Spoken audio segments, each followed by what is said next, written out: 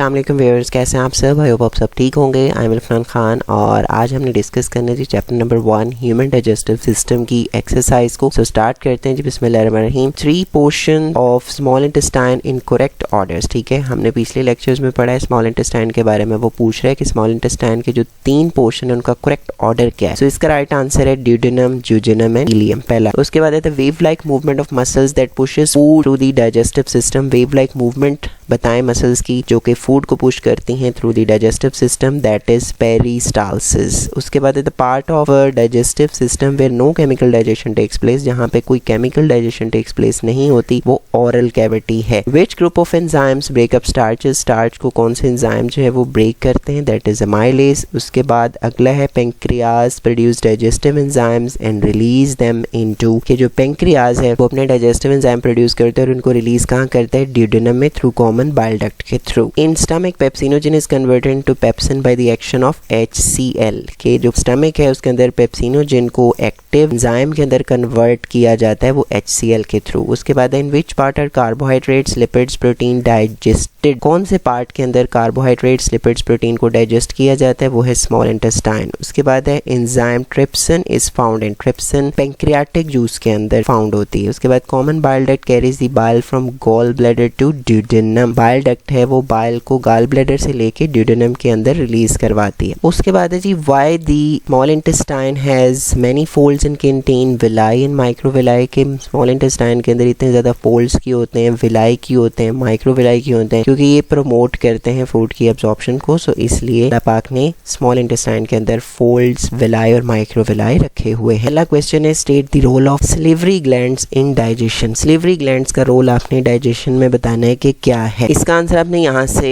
Start करना है। ठीक है, जैसे यहाँ पे लिखा हुआ है जी सिलिवरी ग्लैंड्स के बारे में। ओरल कैविटी के अंदर पार्शियल केमिकल डाइजेशन जो है वो 3 पेयर्स ऑफ सिलिवरी ग्लैंड्स करते हैं। ये ग्लैंड ओरल कैविटी के साथ अटैच होते हैं, स्लाइवा सिक्रीट करते हैं। स्लाइवा वाटर, म्यूकस और डाइजेस्टिव एंजाइम का मिक्सचर होता है। इसमें जो डाइजेस्टिव एंजाइम है वो सिलिवरी माइलेज प्रेजेंट होता है। वाटर और म्यूकस क्या करते हैं, फूड को मॉइस्टन रखते हैं। ठीक है, और सिलिवरी माइलेज क्या करता है, स्टार्च को जो उसके अंदर प्रेजेंट है उसको ब्रेक कर देता है इनटू माल्टोज। उसके बाद हम अगले क्वेश्चन पे चलते हैं।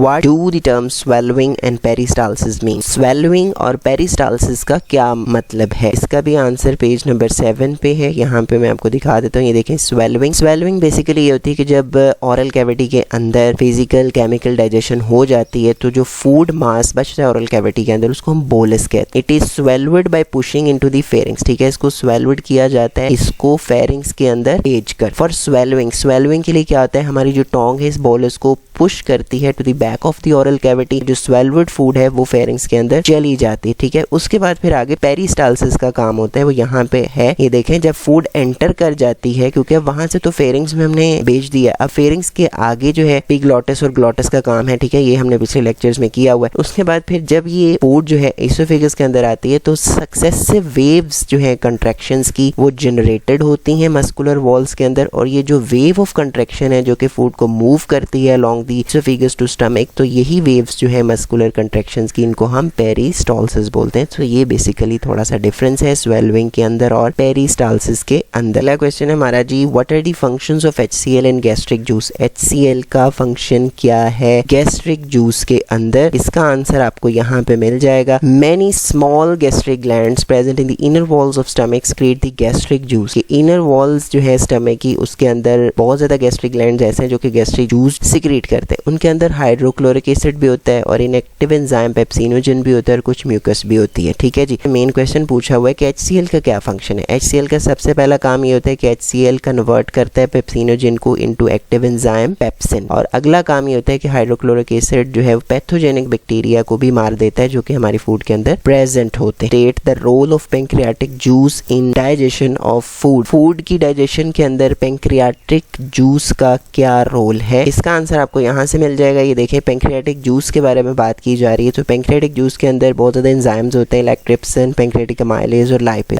इसके अंदर जो एंजाइम्स होते हैं ये डाइजेस्ट करते हैं प्रोटीन्स को, कार्बोहाइड्रेट्स को, लिपिड्स को रिस्पेक्टिवली इसने यहाँ पे ये ऐसे लिखा हुआ है कि ट्रिप्सिन जो है प्रोटीन को करती है, पेंक्रियाटिक अमाइलेज कार्बोहाइड्रेट्स को करते हैं, लाइपेज लिपिड्स को करते हैं। इसके अलावा पेंक्रियाटिक जूस के अंदर सोडियम बाइकार्बोनेट भी होता है जो कि एसिडिटी ऑफ काइम को न्यूट्रलाइज करता है। यहाँ तक भी अगर आप इसका आंसर लिख देते हैं तो ये काफी होगा क्योंकि ये शॉर्ट क्वेश्चन ही है। Write brief note on structure of villi. ठीक है, स्ट्रक्चर ऑफ विलाय पे आपने एक ब्रीफ नोट लिखना है कि इसकी स्ट्रक्चर कैसी है। तो इसका आंसर आपको यहाँ पे मिल जाएगा विलाय की स्ट्रक्चर में। वैसे तो आप ऊपर से भी लिख सकते हैं, लेकिन क्योंकि उसने स्ट्रक्चर पूछी है तो आप यहाँ से भी शुरू कर सकते हैं कि जो वाल है वेलस की वो is made up of a single layer of cell. ठीक है, सिंगल लेयर होती है सेल की। वेलस के अंदर ब्लड कैपिलरीज भी होती हैं, लिम्फ वेसल्स भी है जिसका नाम लैक्टियल्स है। और आगे भी आपको थोड़ा सा लिखना पड़ेगा कि जो ग्लिसरॉल या फैटी एसिड्स हमारे स्मॉल इंटेस्टाइन के अंदर होते हैं वो लैक्टियल्स के थ्रू एंटर करते हैं। लैक्टियल इनको मेन लिम्फ अंदर ले जाती है और वो आगे एम्प्टी हो जाती है ब्लड वेसल्स के अंदर नियर दी हार्ट। उसके बाद बाकी अमीनो एसिड्स या सिंपल शुगर्स बचते हैं, वो ब्लड कैपिलरीज के थ्रू एंटर करते हैं और यही कैपिलरीज ज्वाइन करके आगे हेपेटिक पोर्टल वेन बनाती है जो इन अमीनो एसिड्स और शुगर्स को लिवर के अंदर ले जाती है। ठीक है, लिवर से फिर आगे हेपेटिक वेन निकलती है जो कि न्यूट्रिएंट्स को हार्ट और then to all parts of the body ले जाती है। सो यहाँ तक अगर आप लिखेंगे आपका ये शॉर्ट कंप्लीट होगा कि उसने ब्रीफ नोट मांगा हुआ है। उसके बाद what are the causes and symptoms of ulcers. Ulcers के काजेस और सिम्टम्स क्या हैं कि हमने रीसेंट पिछले लेक्चर में इनको देखा है। इसका आंसर आपको ये देखें यहाँ पे मिल जाएगा। सबसे पहले आपने इसकी सिम्टम्स बतानी है। सिम्टम्स क्या होता है? Burning stomach pain. ठीक है, स्टमक के अंदर बर्निंग पेन हो सकती है। Rush of saliva after regurgitation, आपको पिछले लेक्चर में इसमें डिटेल में बता दिया, वहां से आप इसको जाके देख सकते हैं। तो ये इसकी सिम्टम्स और ये इसके काजेस आप लिखेंगे तो आपका ये क्वेश्चन कंप्लीट हो जाएगा। उसके बाद हम चलते हैं जी अपने लॉन्ग क्वेश्चंस पे कि लॉन्ग क्वेश्चंस हमारे कौन से हैं जी। Describe the absorption of food in small intestine. अब आपने क्या करना है जी, स्मॉल इंटेस्टाइन के अंदर जो फूड की एब्जॉर्प्शन है उसको एक्सप्लेन करना है या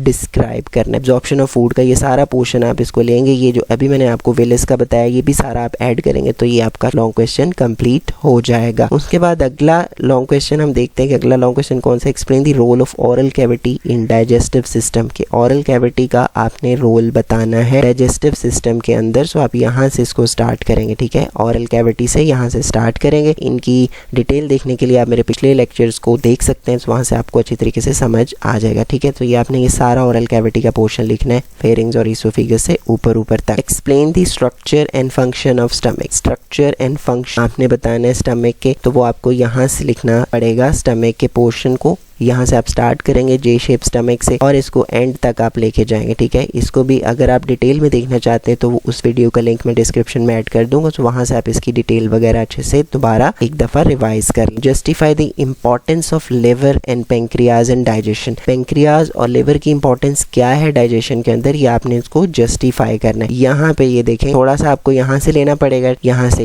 ये देखें, इंड्यूडेनम सिक्रीशन ऑफ लिवर और पेंक्रियाज का काम है। ठीक है, यहाँ से ये दो पैराग्राफ भी आप ले सकते हैं। फिर लास्ट पे आपको एक लिवर का पोर्शन दिया गया है जिसके अंदर लिवर के रोल बताए गए हैं डाइजेशन के अंदर भी, और इसके अलावा कुछ और भी, तो ये भी आप अपना पोर्शन ऐड कर सकते हैं, तो आप लॉन्ग और ज्यादा अट्रैक्टिव हो सकता है। अच्छा, इंक्विजिटिव क्वेश्चन जो है वो आपको चैप्टर के अंदर से नहीं मिलते, तो मैंने अपनी तरफ से कुछ कॉन्सेप्चुअल वर्ड पे, ठीक है, इनको लिख दिया है, तो मैं आपको वहां पे ले चलता हूँ और इनको वन बाय वन हम इसको देख लेते हैं। तो यहाँ पे हम आते हैं जी चैप्टर नंबर 1 में ह्यूमन डाइजेस्टिव सिस्टम के इंक्विजिटिव क्वेश्चन जो हैं इनका सोल्यूशन है। पहला क्वेश्चन जैसे कि मैं आपको यहाँ पे भी दिखा देता हूँ, why does someone with liver disease have difficulty in digesting fats. ऐसा क्यों होता है कि अगर किसी बंदे को लिवर डिजीज है तो वो फैट की डाइजेशन में उसको मसला होता है, क्यों होता है, तो ये हम यहाँ पे देख सकते हैं। यहाँ पे उसने पहले लिखा हो कि पर्सन विद लिवर डिजीज में have difficulty in digesting fats. क्यों? क्योंकि लिवर का मेन काम क्या होता है, बाइल प्रोड्यूस करना, और बाइल होता किस लिए है, बाइल एसेंशियल है for fat digestion and absorption. Fat की डाइजेशन और एब्जॉर्प्शन के लिए जरूरी है। जैसे आपको भी पता है कि ये लॉन्ग क्वेश्चन है तो उसको लॉन्ग के स्टाइल में लिखेंगे तो वो लॉन्ग बनेगा। सबसे पहले the liver makes bile. Liver क्या करता है जी, बाइल बनाता है। बाइल के अंदर क्या होता है, बाइल साल्ट्स होते हैं जो कि डिटर्जेंट्स के तौर पे एक्ट करते हैं। इसके अलावा बाइल का काम है फैट्स को इमल्सीफाई करना, जो लार्ज फैट ड्रॉपलेट्स हैं उनको ब्रेक डाउन करके छोटे छोटे टिनी ड्रॉपलेट्स बना देना, तो ये इमल्सिफिकेशन होती है और इससे सरफेस एरिया इंक्रीज हो जाता है और एंजाइम लाइपेज जो है वो अच्छे तरीके से फैट को डाइजेस्ट कर पाता है। फिर bile helps absorb fats. Bile salts जो होते हैं वो टिनी स्ट्रक्चर्स बनाते हैं जिसको मेसल्स बोलते हैं, which transports the fatty acids, cholesterols and fat soluble vitamins to the intestinal lining for absorption. अब यहाँ पे आप देख लें कि बाइल जो है वो फैट्स की एब्जॉर्प्शन में भी हेल्प करता है। तो लिवर डिजीज के अंदर क्या होता है, क्योंकि उसने मेन क्वेश्चन यही पूछा हुआ है कि लिवर डिजीज के अंदर फैट डाइजेशन में क्यों प्रॉब्लम आती है। तो लिवर जैसे हमने ऊपर पर देखा कि प्रोड्यूस क्या करता है, बाइल। तो लिवर डिजीज के अंदर क्या हो सकता है कि लिवर लेस बाइल प्रोड्यूस करेगा या बाइल फ्लो कम हो जाएगी। विदाउट इनफ बाइल, कि इतना बाइल ना होगा तो फिर क्या हो सकता है कि फैट्स पुअरली इमल्सिफाइड होंगी। पैंक्रियाटिक लाइपेज जो है वो फैट्स को एफिशिएंटली डाइजेस्ट नहीं कर पाएगा और फैट एब्जॉर्प्शन जो है वो कम हो जाएगी, जिससे फैट मेल एब्जॉर्प्शन हो सकती है। तो कॉन्सिक्वेंसेस यहाँ पे आपको दिए गए हैं कि आपके फैट सोल्यूबल डेफिशिएंसी हो सकती है, पुअर न्यूट्रिशन हो सकती है, वेट लॉस हो सकता है, फॉल स्मेलिंग स्टूल्स आ सकते हैं। समरी ये है कि जो लिवर डिजीज है वो फैट डाइजेशन को इम्पेयर्स कर देती है, मेनली बिकॉज क्योंकि इट रिड्यूस द प्रोडक्शन और फ्लो ऑफ बाइल। क्यों? क्योंकि बाइल जरूरी है फॉर इमल्सिफाइंग द फैट्स और enabling their digestion and absorption. उसके बाद दूसरा हम लॉन्ग क्वेश्चन यहाँ से देख लेते हैं, inquisitive. Why is it important to maintain a healthy balance of gut bacteria? कि हेल्दी बैलेंस गट बैक्टीरिया का मेंटेन करना क्यों इंपॉर्टेंट है? तो यहाँ पे ये मैंने यहाँ पे भी लिखा हुआ है कि why is it important to maintain a healthy balance of gut bacteria. इसका आंसर ये है कि maintaining a healthy balance of gut bacteria is important, बहुत ज्यादा इंपॉर्टेंट है। क्यों? क्योंकि ये बेनिफिशियल माइक्रो ऑर्गेनिज्म जो है बहुत ज्यादा इसेंशियल फंक्शन हमारी बॉडी के अंदर परफॉर्म कर रहे होते हैं। सबसे पहला काम इसका है कि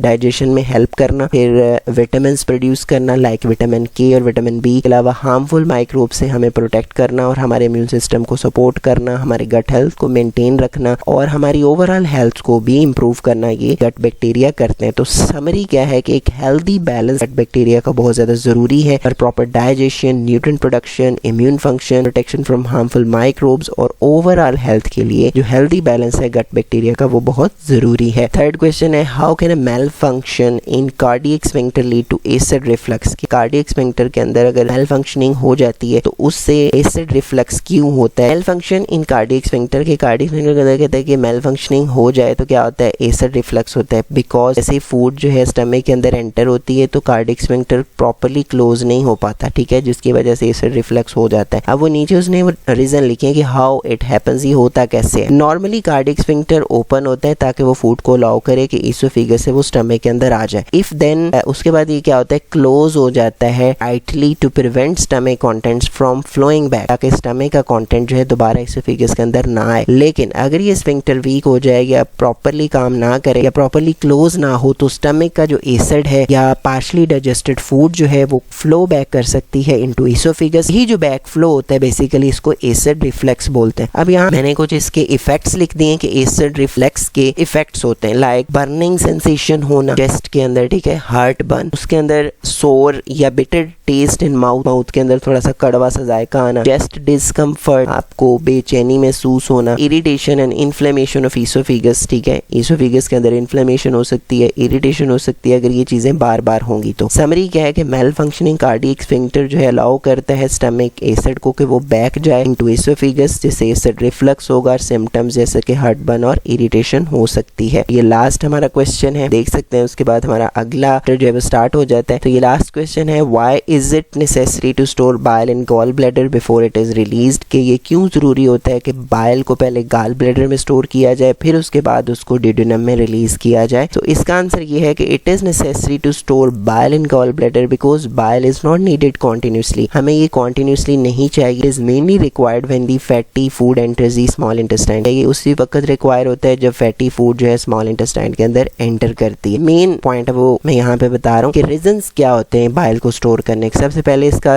रीजन होता है स्टोरेज, के लिवर बाइल को कंटिन्यूसली प्रोड्यूस कर रहा होता है, लेकिन जो डाइजेशन है वो आफ्टर मील होती है। तो गॉल ब्लैडर क्या करता है, एक्सेस बाइल को स्टोर कर लेता है बिटवीन मील्स, ठीक है, खाने के दरमियान वो इसको स्टोर करता रहता है। फिर कंसंट्रेशन के लिए जरूरी है कि गॉल ब्लैडर इसमें से कुछ वाटर को रिमूव करता है बाइल में से, ताकि मेकिंग इट मोर कंसंट्रेटेड, ताकि वो बहुत ज्यादा कंसंट्रेटेड हो जाए और देयरफॉर मोर इफेक्टिव हो फैट्स को एमल्सिफाई करने में। टाइम्ड रिलीज, कि व्हेन फैटी फूड एंटर, जैसे ये फैटी फूड एंटर करेगी ड्यूडेनम के अंदर तो गॉल ब्लैडर कॉन्ट्रैक्ट करेगा और रिलीज कर देगा स्टोर बाइल को through the common bile duct into the small intestine. वो बाइल डक्ट के थ्रू इसको स्मॉल इंटेस्टाइन के अंदर रिलीज कर देगा। फिर एफिशिएंट फैट डाइजेशन होगी क्योंकि कंसंट्रेटेड बाइल है और ये एमल्सिफाई करेगा फैट को मिनी ड्रॉपलेट्स के अंदर, allowing the enzyme lipase to digest them more efficiently. तो इसकी समरी क्या होगी कि गॉल ब्लैडर स्टोर करता है, कंसंट्रेट करता है बाइल को ताकि सफिशिएंट अमाउंट जो है रिलीज की जाए राइट टाइम के अंदर, ताकि वो ऐड करे एफिशिएंट डाइजेशन और एब्जॉर्प्शन ऑफ फैट्स को। सो यहाँ तक थी हमारी जी एक्सरसाइज। आई होप आपको